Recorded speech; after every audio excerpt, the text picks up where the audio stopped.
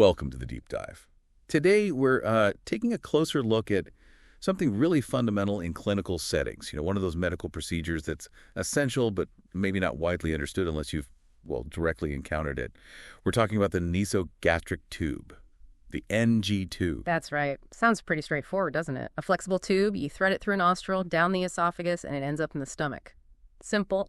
Seems simple, but as our source material for this deep dive shows, there's actually quite a lot packed into that simple description. There really is. And the source we're looking at today, it's a comprehensive guide, really aimed squarely at healthcare professionals. Think nurses, doctors, caregivers, paramedics, the people, on the front lines actually using these tubes day in, day out. And it's detailed. Yeah. Very detailed.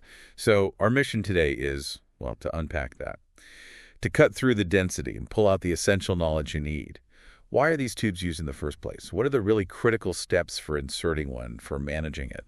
And maybe most importantly, what are the absolute must-knows for keeping patients safe and ensuring the care is effective? Exactly. Yeah. Consider this your shortcut to understanding this really vital medical tool. All right, let's dive in. Okay. So the guide naturally starts by laying out why you'd use an NG tube. The indications. Right. And it's a pretty versatile piece of kit. The source lists things like, feeding, obviously, providing nutrition when a patient just can't eat normally. That's called enteral feeding. Enteral feeding, right. Then there's gastric decompression, basically relieving pressure buildup in the stomach, maybe from a blockage or something similar. Makes sense. You can also give medications this way if swallowing isn't an option, or perform what's called gastric lavage, essentially washing out the stomach. Like in poisoning cases. Could be, yeah. Or even just collecting stomach contents for analysis for diagnostic reasons. Wow, okay. So one sort of simple device serving a lot of really crucial purposes. Definitely. But the guide is equally clear, maybe even more emphatic, about knowing when not to use one, the contraindications. Yeah, that seems critical. You're working in a sensitive area, so what does it list? Things like severe facial trauma, I imagine. Absolutely. Severe facial trauma is a big one. Also, issues with the esophagus itself, like varices, which are swollen veins or strictures, narrowings, things the tube could seriously damage. Okay. Recent nasal surgery is another no-go. And a suspected base of skull fracture. That's a major red flag, according to the source. Right. You wouldn't want the tube potentially going somewhere it shouldn't. Precisely. And one more key one mentioned is a significant bleeding disorder or severe coagulopathy. The risk of causing bleeding during insertion is just too high. Got it. So, okay, assuming it is indicated and none of those contraindications apply, what's next? Equipment. Equipment, yeah. The guide gets specific here. It lists everything you need. The tube itself, of course, specifying typical adult sizes like 12 to 16 French. French, is that a unit of diameter? It is, yeah. It's a standard sizing for catheters and tubes. So the tube, lubricant, syringes, definitely protective gear for the person inserting it. And crucially, items needed for verifying where the tube ends up and for securing it properly. Verification. Oh. That sounds like it's going to be important. Extremely. The guide really emphasizes this, as you said. But we'll circle back to exactly why in just a moment.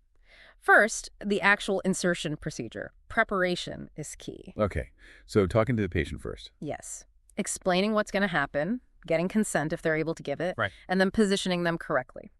The source specifies the high Fowler's position. That basically means sitting upright, quite upright. High Fowler's. And I can see why that would be important. Being upright helps gravity. Right? Guides the tube down the esophagus. Exactly. And critically, it helps steer the tube away from the airway, the trachea, or windpipe. You also need to check which nostril is clearer, I suppose. Yep. Assessing nasal patency is part of the prep. Pick the clearer side. Okay. Then comes the measurement step. This part I find really interesting. You measure the tube from the tip of the patient's nose to where? Tip of the nose to the earlobe. Okay. And then continue down from the earlobe to the xiphoid process. The xiphoid process. That's a little bony bit at the very bottom of the breastbone. That's the one. You measure that total length and mark it on the tube itself. And that mark tells you roughly how far to insert it to reach the stomach. It's your target depth, yeah. An estimate. So, tube measured, marked, lubricated.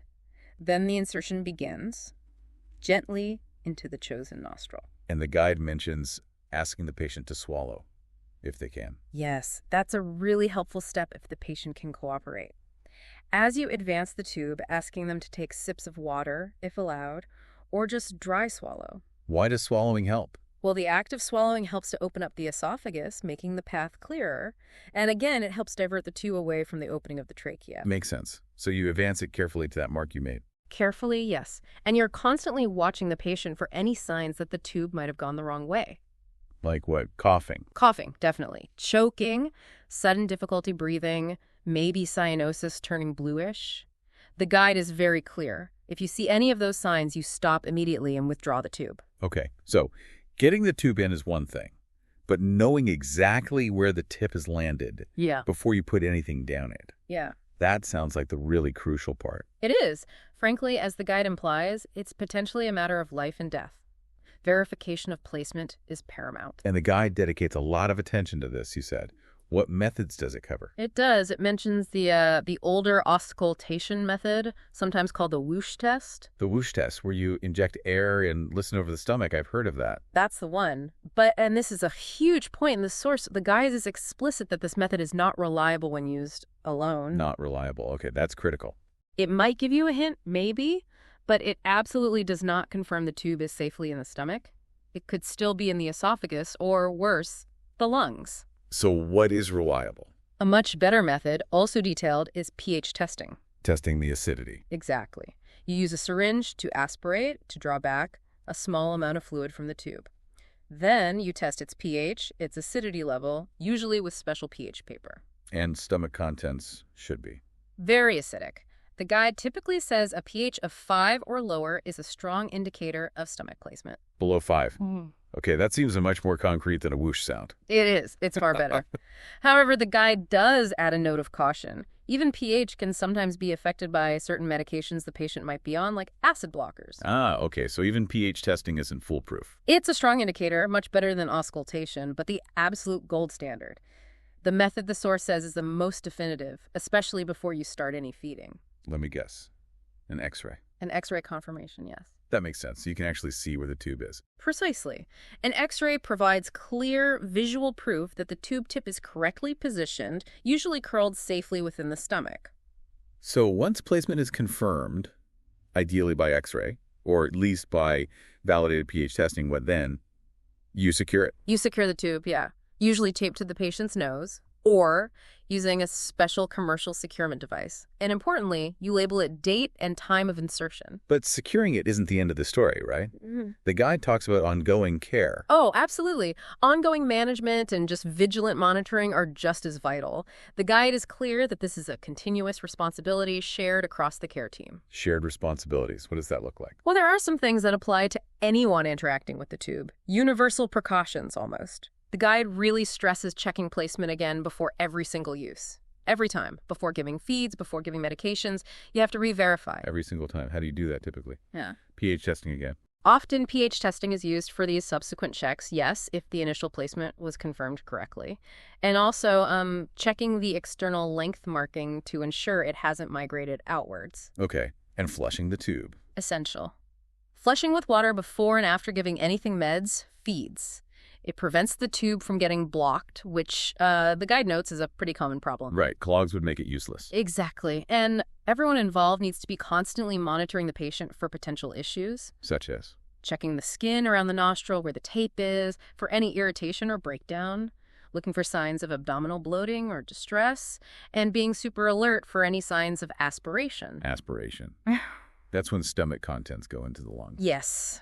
That's arguably the most serious risk, often linked to incorrect placement initially, or perhaps the tube migrating later, or reflux. How do you watch for that? New coughing, especially around feeding times, any sputtering, difficulty breathing, maybe changes in lung sounds if you're listening with the stethoscope. It requires high alert. And the guide mentions keeping the patient's head elevated. Crucial point. Maintaining head elevation, typically 30 to 45 degrees, both during feeding and for at least 30 minutes afterwards. Why? Gravity again? Precisely. It uses gravity to help keep the stomach contents down where they belong, reducing the risk of reflux and aspiration. Okay, so those are general responsibilities.